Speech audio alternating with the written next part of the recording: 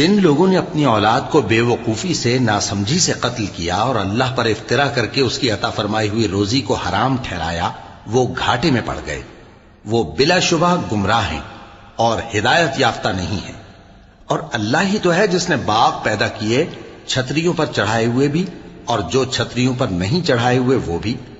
اور کھجور اور کھیتی جن کے طرح طرح کے پھل ہوتے ہیں، اور زیتون اور انار جو بعض باتوں میں ایک دوسرے سے ملتے جلتے ہیں اور بعض باتوں میں نہیں بھی ملتے۔ جب یہ چیزیں پھلیں تو ان کے پھل کھاؤ، اور جس دن پھل توڑو اور کھیتی کاٹو تو اس کا حق بھی اس میں سے ادا کرو، اور بیجا نہ اڑانا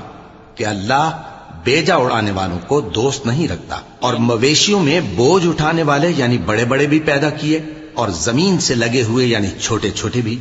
پس اللہ کا دیا ہوا رزق کھاؤ اور شیطان کے قدموں پر نہ چلو، وہ تمہارا کھلا دشمن ہے۔